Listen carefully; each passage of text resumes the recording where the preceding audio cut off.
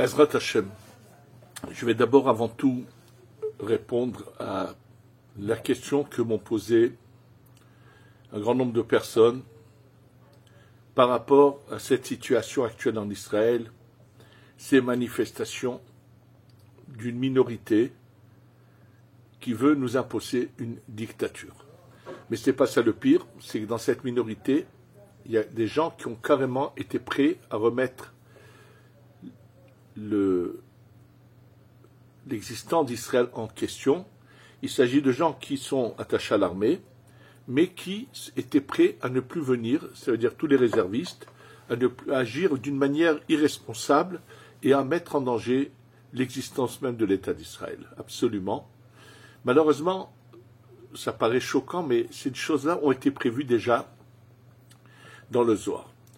Le Zohar nous explique qu'au moment où doit venir le Mashiach, qu'il va y avoir une partie dans le peuple d'Israël qui va carrément s'unir à nos ennemis pour nous combattre. Oui, pourquoi? Qui sont ces gens-là? Alors, ce qu'il faut bien savoir, c'est ce qui s'est passé à la sortie d'Égypte. À la sortie d'Égypte, Akadosh Baruch Hu demande à Moshe de faire sortir le peuple d'Israël. Moshe prend l'initiative de faire sortir également une quantité énorme d'Égyptiens qui se sont convertis, mais leur conversion n'était pas totale. C'est-à-dire, ça a commencé par Yosef. Yosef a fait une séparation dans les Égyptiens. Il y avait l'élite égyptienne auquel il ne pouvait pas toucher, puisque Pharaon lui a dit, eux tu leur donnes tout ce qu'ils veulent sans leur demander quoi que ce soit. Et il y avait une partie, et le peuple, une partie du peuple, que Yosef a obligé à se circoncire. Donc a commencé à les faire entrer un peu dans le peuple d'Israël, et il les a séparés de l'élite égyptienne. Il les a mis dans des villes à part, et eux, en fait, ils étaient sur la touche, et ils disaient, on verra. Celui qui gagnera, on le suivra. En fait, le pharaon et cette élite, ce dont ils avaient peur, c'est qu'un jour, ces Égyptiens s'unissent au peuple d'Israël, et dans ce cas-là, ils pourraient se soulever et avoir le dessus. Donc, Pharaon s'est dit, on va d'abord détruire le peuple d'Israël, et automatiquement, ces Égyptiens reviendront vers nous sans problème. Et ces Égyptiens, c'est ce qu'on appelle le Erev Rav.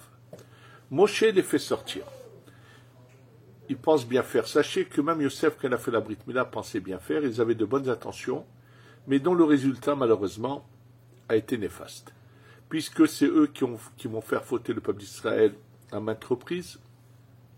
Finalement, ils vont tous être exterminés dans le désert. Aucun d'entre eux ne va arriver en Eretz Israël. Maintenant, ça c'est ce qui s'est passé à cette époque. Et là, le Harizal nous dit, depuis son époque, écoutez bien, il nous dit que, étant donné que nous sommes les Gilgulim, depuis l'époque du Harizal jusqu'à maintenant, on va venir le Mashiach, nous sommes la réincarnation, les Gilgulim, de tous ceux qui étaient dans le désert.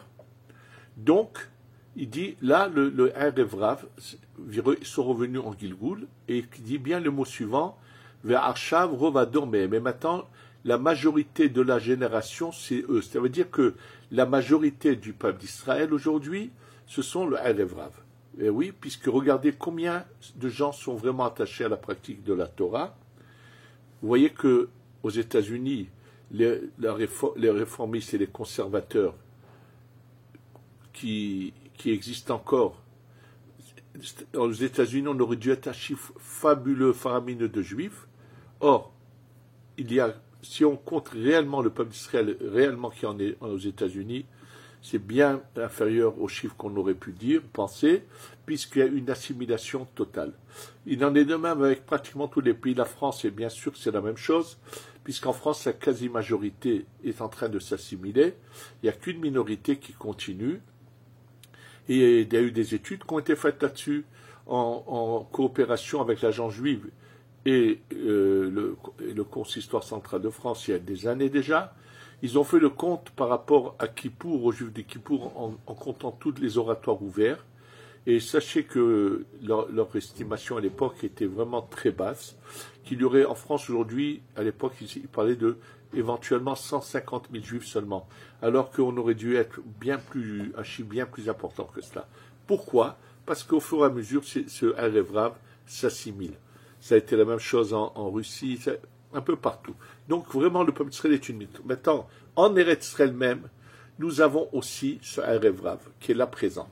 C'est cette dictature qui a mis en place, s'est mise en place pour imposer ses points de vue. C'est une minorité, mais qui veut imposer son point de vue par la force, sont prêts à tout. Le responsable du syndicat des employés de l'aéroport de Ben Gurion à Lod n'a pas hésité à faire une grève sauvage à la veille de Pessah, c'est-à-dire peu de temps avant Pessah, qui a chamboulé des quantités de vols. Tout ça pour que leur dictature, c'est eux les dictateurs, continuent à imposer leurs idées. Et en fait, ce n'est pas un combat contre la réforme de la justice, c'est un combat contre Hachem, contre Dieu et ceux qui appliquent la Torah. Ce sont vraiment du Erev Rav. Et ils ne savent pas quoi faire. Ils sont allés monter les États-Unis contre nous. Oui, c'est ce qui est marqué dans le Zohar. Mais le Zohar nous prévient que de la même manière qu'en Égypte, il y a eu dans le peuple d'Israël des gens qui n'étaient pas méritants pour sortir parce qu'ils voulaient s'assimiler aux Égyptiens et sont morts pendant la plaie des ténèbres, et c'est les 4/5 du peuple. Le Zohar nous dit que lorsque le Mashiach va venir, il va se passer un événement semblable où il y aura 15 jours de ténèbres pour ces gens-là. Les bénis d'Israël auront la lumière, mais il y aura 15 jours pendant lesquels Hachem va anéantir tous ceux qui ont voulu combattre Hachem et sa Torah. Oui, Hachem va s'occuper d'eux. Donc, ce mouvement est la preuve claire que nous approchons à grands pas. Et c'est pour ça que de la Géoula, de la délivrance, et comme quelque part leur lien avec leur force négative là-haut leur transmet, le ressentent, ils se ressentent quelque chose, ils sentent que tout leur combat contre la Torah va être fini, ils vont être anéantis, ils se déchaînent comme un poulet que lorsqu'on lui fait la shrita. Avant c'était le cas quand il y avait le shochet, jeter le poulet un peu loin, on le voyait faire des sauts et des sauts avant de mourir. C'est exactement la même chose. Ils sont en train de se déchaîner, de vouloir par la force imposer une minorité qui ne veut pas reconnaître ce qui a été dit au moment des élections, qui a un gouvernement légal uni à une majorité, ils ne veulent pas le reconnaître et imposé par la force. Sachez que ça c'est évident et que actuellement, en fait, on est en train tous de passer des épreuves qui vont lorsque le Mashiach vient, il pourra nous dire, qu'est-ce que voilà, toi tu voulais la Torah, toi tu voulais Hachem, tu voulais Eretz. Chacun a son épreuve à sa manière. Il nous dira, vous m'attendiez, est-ce que vous attendiez vraiment la Géoula? Est-ce que vous aviez vraiment envie d'avoir la délivrance ou pas? Et là, tous ceux qui auront mal agi, le Mashiach pourra leur dire, toi tu as fait ça et ça, toi tu as fait ça et ça. Donc c'est vraiment le moment de se renforcer dans notre émouna, de penser que vraiment on est très très très proche de la délivrance totale. Et que Be'ezrat Hashem, on voit le Beth Amikdash descendre enfin, et que peut-être qu'encore on a quelques jours encore pour arriver au Korban Pessah, mais on est très proche quoi qu'il en soit et qu'on va être bientôt délivré. Amen. Ça c'est pour répondre à tout ce que m'ont demandé les gens par rapport à la situation actuelle en Israël. Maintenant on va passer au cours sur le Homer. Pour comprendre ce qu'est le Homer, en fait il faudrait savoir que depuis Pessah jusqu'à Shavuot, on est quelque part dans un grand Shabbat. Oui. Ça veut dire le vendredi soir, ça aurait été Pessah. Le Homer, c'est le matin et Shavuot, ça serait le Mincha de Shabbat. C'est un peu l'image. Il faut savoir, oui, que la période du Homer a quelque chose de très particulier et c'est ce qu'on va voir ensemble. Dans le cours de précédent, je vous ai expliqué quelles étaient ces lumières qui rentraient le soir de Pessah. Il faut savoir que le soir de Pessah, ces lumières sont rentrées d'un coup d'une puissance, sont rentrées. Ça a permis pas de détruire le mal, mais de l'assommer. Et chaque année, ça se réveille et de nouveau on fait la même chose. Mais tout a été fait par le ciel. Nous, on a participé un peu à cela par nos pensées, mais l'essentiel de ces lumières sont descendues en cadeau d'en haut. On nous a donné une opportunité sans pareil. Maintenant, ce qu'il faut, c'est que nous agissons et nous devons nous faire venir ces lumières par nous-mêmes, par notre labeur et notre travail. Alors, sachez que ce qu'on a fait venir le soir de Pessah en une fois va maintenant se passer d'une manière lente. Et là, il va y avoir deux sortes de lumières qui vont rentrer. Et on va parler d'abord des lumières qui sont entrées le soir de Pessah, qui sont leur équivalence au Homer. Première semaine du Homer va descendre la lumière de la Chochma. Deuxième semaine du Homer, la lumière de la Bina. Troisième semaine du Homer, la lumière de la partie droite du Da'at qu'on appelle le Chassadim du Da'at. Quatrième semaine, la partie gauche du Da'at qu'on appelle les Gvurot du Da'at. Cinquième semaine, ça va être le Chesed. Sixième semaine, la Gvura. Septième semaine, ça va être la Tiferet, avec la Malchut en même temps. Et apparemment, on n'a pas fini. Il nous manque encore le bas du corps. Netzach, Hod, Yesod. Oui, ils vont venir par la lecture du Tanakh, Torah, Nevi'im, Ketubim. Lorsqu'on doit le soir de Shavuot, dans cette lecture, très important de s'appliquer à lire ce que le Harizal nous a transmis au nom du Zohar, d'étudier, de lire ce qui est marqué dans le Tikkun HaZohar et non pas étudier n'importe quoi. Oui, on va lire toute la Torah, ensuite le Navi et les Ketubim. Comment?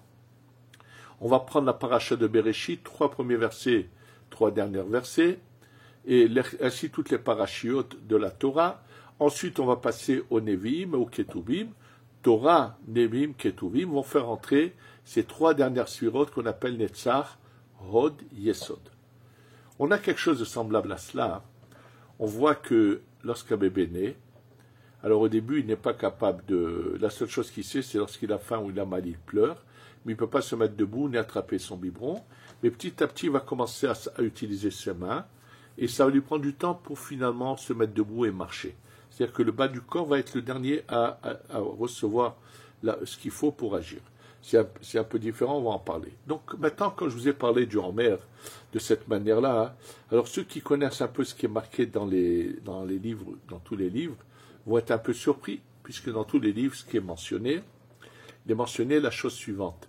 Première semaine, ça se divise en 7 jours. Premier soir, Chesed, Sheba Chesed. Deuxième soir, Vura, Sheba Chesed. On a l'impression que toute la première semaine tourne autour du Chesed, la deuxième autour de la Gvura, troisième Tiferet, quatrième Netzach, cinquième Hod, sixième Yesod, septième semaine Malchut. Donc quel rapport avec ce que je vous ai dit précédemment? Quand je vous ai dit que première semaine c'était Chochma, deuxième Bina, troisième moitié droite du Da'at, quatrième moitié gauche du Da'at, cinquième Chesed, sixième Gvura, septième Tiferet ou Malchut. Alors, sachez que dans les livres habituels, pour quelle raison je ne sais pas, ils ont pris qu'une partie de ce qu'a écrit le Harizal, et ils l'ont admis pour tout le monde dans les livres. En fait, dans le Sha'ar HaKavanot, ce livre que le Harizal nous a, dans lequel il nous transmet les Kavanot de toute l'année, il y a plusieurs chapitres sur le Homer. Et il y a 2 sortes de choses. Je vous ai parlé précédemment du bébé, que lorsqu'il naît, il n'est pas capable de se mettre debout ni d'attraper un biberon. Qu'est-ce qui lui manque, puisque c'est un effet qui vient de sa neshama. Qu'est-ce qui est rentré dans sa neshama en lui, et quelle est la partie qui n'est pas rentrée en lui? Il faut savoir que dans l'âme, dans la lumière qui descend d'en haut chez n'importe quel individu, dans sa neshama, il y a 2 facteurs, deux lumières bien distinctes. Une s'appelle les mochin, et une va s'appeler chassadim et gvurot. C'est-à-dire, prenons l'exemple de quelqu'un qui, que Dieu vous préserve, nous préserve, qui est complètement handicapé, et il est dans un lit, sans pouvoir ni bouger les mains, ni les pieds. Il est vivant, il peut parler, mais malheureusement, le corps ne fonctionne pas. Même quelqu'un qui était en bonne santé et qui ensuite a cela, il y a des cas comme ça, que se passe-t-il au niveau de la Neshama? Il faut savoir que dans la Neshama, il y a deux parties. Il y a la partie qu'on appelle le Moach, c'est ce qui fait vivre, et ça se répand dans tout le corps.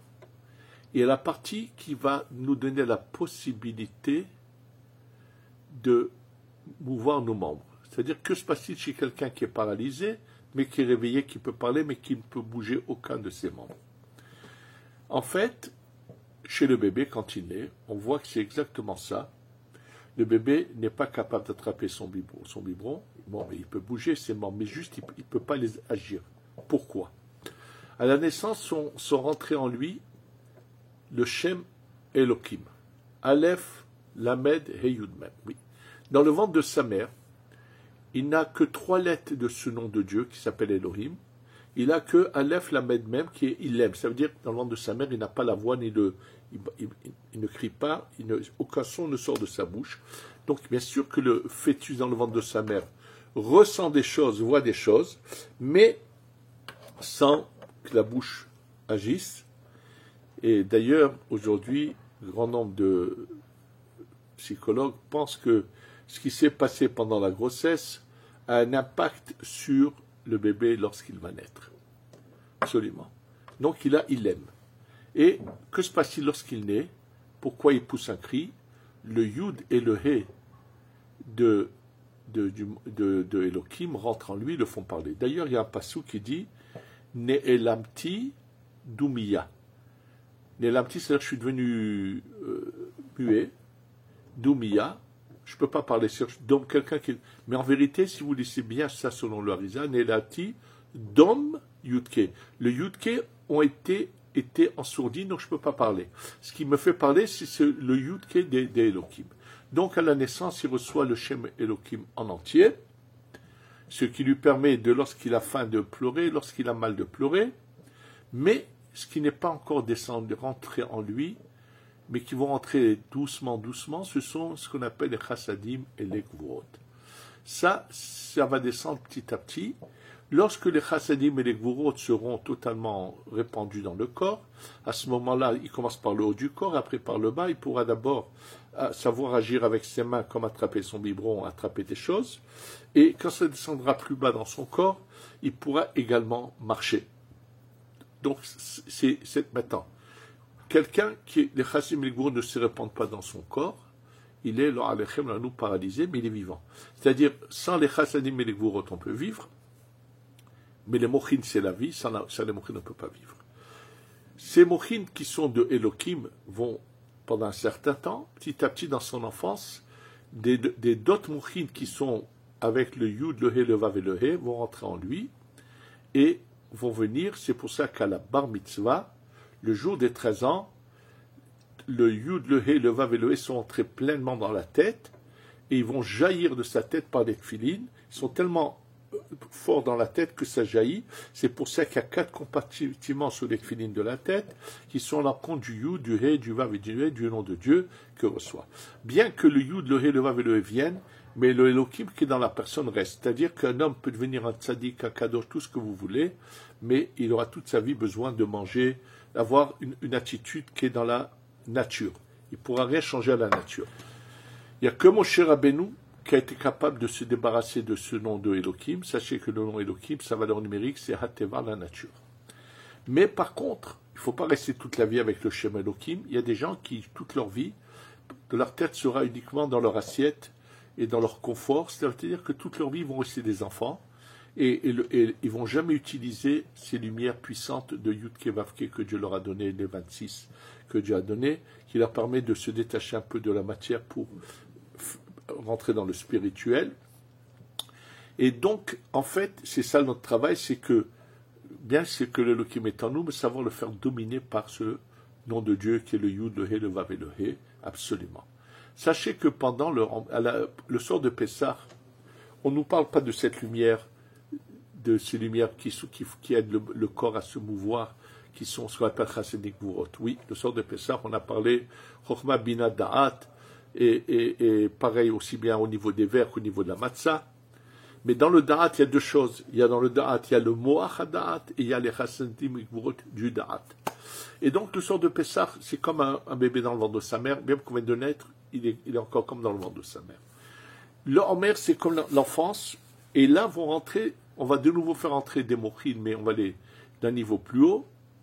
Et également des chassadim. Donc, ce que vous voyez dans vos sidurim, chesed, sheba chesed, et ainsi de suite, il faut savoir, il s'agit bien d'une partie seulement de ce que l'Arizal a enseigné. Pour comprendre ça de manière plus concrète, quelqu'un peut avoir une tête avec des pensées justes, savoir comment on croit en Shem, comment il faut étudier la Torah. Il peut avoir beaucoup de choses dans la tête. La Torah est vraiment ancrée en lui avec des idées justes, mais il a un problème, c'est que il est capable de sortir de sa bouche n'importe quoi, il est capable de lever la main sur quelqu'un. C'est-à-dire qu'il y a un décalage entre ses pensées et son action. Ses pensées, ça s'appellera les mochines, son action s'appelle les chassadim gvurot. En fait, on se prépare pendant le Homer à recevoir la Torah. Il faut avoir et des pensées bonnes et une attitude correcte. Vous avez des fois l'inverse, quelqu'un qui est très correct, qui a des bonnes manières et tout, mais qui a malheureusement est un renégat au niveau de la pensée, qui va à l'encontre de Dieu et tout. Il a une apparence apparemment de quelqu'un de... Mais c'est qu'une apparence, parce que comme il n'a pas réellement la Torah, lorsqu'il sera mis à l'épreuve, il montrera sa vraie face, comme ça a été le cas maintenant de tous ces gauchos, de tous ceux Erevrav, comment il s'est montré odieux pendant leur manière de vouloir soi-disant combattre la réforme de la justice, mais ils ont montré leur vraie face. Ce sont des gens qui étaient odieux, qui sont prêts à tout, même à perdre la terre d'Israël s'il le faut, pour leur idéologie qui est de combattre Dieu et la Torah. Alors pendant le Homer, nous on veut au contraire s'unir à Kadosh Baruch Hu à Shavuot. C'est pour ça que pendant le Homer, on va faire venir tout petit à petit. Et on a deux kavanas dans le Homer. On a la kavana, ce qui est l'essentiel, comme je vous l'ai dit, première semaine Chokhmah. Alors pourquoi une semaine entière pour la Chokhmah? Parce que dans cette Chokhmah, il y a plusieurs niveaux. Il y a la partie inférieure et supérieure de la Neshama de la Chokhmah, partie inférieure et supérieure de la Chokhmah de la Chokhmah. Oui, puisque il faut savoir que ce qu'on a, le Nefesh et le roi, nous l'avons. On doit faire venir la Neshama, premier niveau numéro 2, la Haya, et la troisième niveau, Yahida, qui va venir qu'à Shavuot, mais pendant le Homer. Alors, pourquoi une semaine entière? Parce que il y a d'abord masculin, féminin, deux premiers soirs du Homer, ça va être la Chokhmah de la Neshama au niveau masculin-féminin. Ensuite, troisième soir, on va commencer à faire venir la partie inférieure de la Chokhmah de la Chaya. Troisième soir, quatrième soir, ça va être la partie féminine de ce niveau-là, qui est la Chokhmah de la Chokhmah. Cinquième soir, on va faire venir la partie la plus inférieure de la Neshama qu'on n'a pas encore fait venir. C'est pas dans l'ordre, il y a des raisons à cela. Sixième et septième soir, la partie la plus haute de la Chokhmah qu'on fait venir en deux fois les deux derniers jours. Et cette formule-là se répète toutes les semaines au niveau de la Bina et ainsi de suite. Ça, c'est les mochines. Ça, vous ne l'avez pas dans vos livres de prière.